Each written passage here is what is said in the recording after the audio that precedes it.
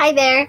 1 year ago, nag-post ako ng video tungkol sa solicitation letter pero yung sample na binigay ko doon ay Tagalog. Kaya marami nag-request na English version naman daw yung gawin ko. Kaya yun ang gagawin natin ngayon. Kung hindi mo pa napapanood yung first na video or kung type mo yung Tagalog version nito, ilalagay ko na lang din yung link ng video na yun sa description box sa baba. So, diretso na agad tayo dito sa sample, wala nang paligoy-ligoy pa. So, ang una natin gagawin ay isusulat natin yung petsa kung kailan natin ipapasa or iaabot yung ating solicitation letter sa tanggapan or sa taong hihinga natin ng solicitation or donation. So, dito nilagay ko ay August 1, 2024, Thursday, kasi ngayon ko siya ginawa. Ngayon, pwede kang maglagay ng Thursday dyan, pwede namang hindi na. Ngayon, maglagay ka ng 2 spaces after that or kung gusto mo ng handwritten, maglagay ka lang ng konting space. Tapos ilalagay mo na dyan yung pangalan ng kumpanya or institusyon na gusto mong hinga ng tulong. So in this case, ang napili nating institusyon ay ang Philippine Charity Sweepstakes Office or PCSO dahil maraming nanghihingi ng tulong sa institusyon na to. Pero pwede kang manghingi sa kahit kaninong or kahit anong institusyon. Ngayon, i-address natin siya kay Mr. Mel Robles dahil base sa research ko, siya ang General Manager ng PCSO ngayon. Pero kung nagbago na, then palitan na lang natin yan. I-research lang natin sa Google. Tapos, ilalagay natin kung ano yung katungkulan niya. So, General Manager nga siya, as I said. Tapos, ilalagay natin yung address ng opisina nila.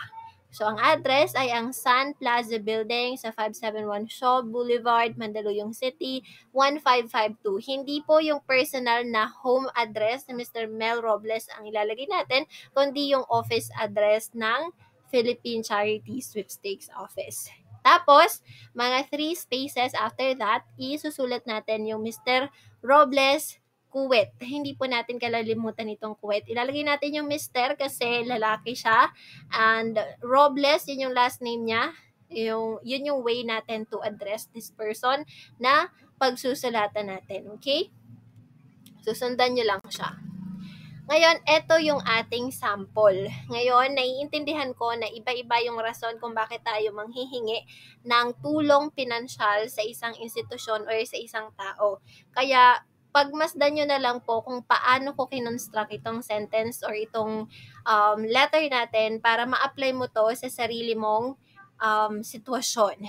Ngayon, una natin gagawin ay good day. Wag na wag nating kalilimutan yan dahil babatiin muna natin yung taong yun bago po tayo manghingi ng tulong.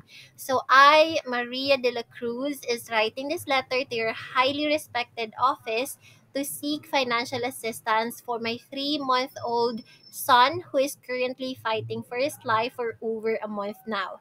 He was diagnosed with an illness known as congenital hydrocephalus. Ito po yung binigay kong sample dahil common po na dahilan kung bakit tayo nanghihingi ng financial assistance ay dahil may sakit ang isa sa mahal natin sa buhay. Pero yung rason mo could be different, kaya ibahin mo na lang din. So, kung napapansin mo, in-state ko dito yung pangalan ko, tapos in-state ko din kung ano ang kailangan ko. So, nanghihingi ako ng financial assistance para kanino?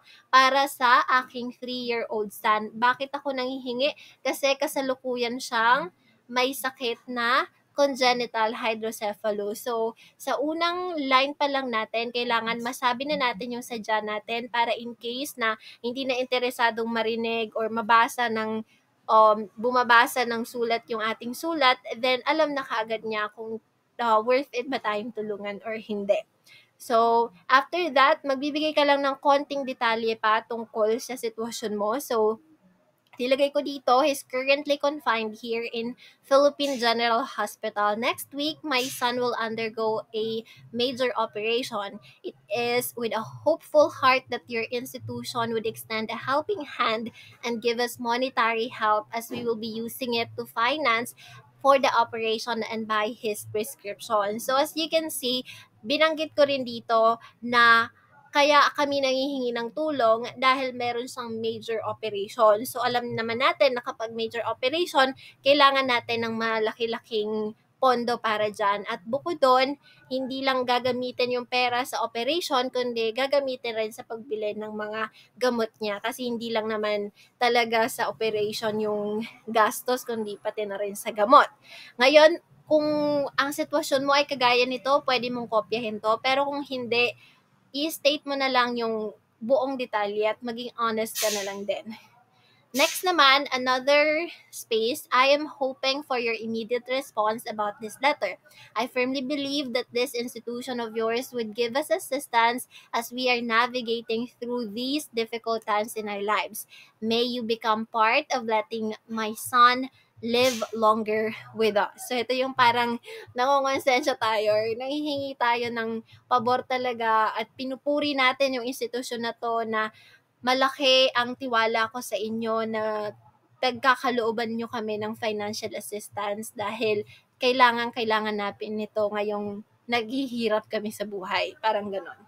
Okay? Then after that, attached in this letter are the pictures I took as proof of his current situation along with some of his prescriptions for your reference. So, nilagay ko rin dito yung pictures and then prescriptions as proof kasi minsan hindi po naniniwala yung iba na ganito yung sitwasyon. Kaya pag meron tayong naipakitang katunayan, then mas kapanipaniwala yung request natin.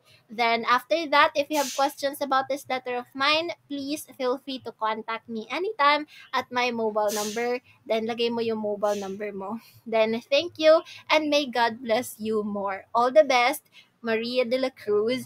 And as you can see, may space ako nilagay dyan dahil ilalagay mo po dyan yung signature mo as proof na legitimate itong sulat. Ngayon, kung ikaw yung gagawa ng sarili mong letter, ganito lang ang kailangan mong sundan. So, date, details ng recipient or ng tatanggap ng sulat, isusulat mo yung greeting or salutation, body of the letter, closing, at syempre ang signature. Sana po nakatulong itong video na to. Kung oo, pakilike po yung video. Kung meron kayong comments, video suggestions, feel free to share that sa comment section below. I'll talk to you next time. Bye!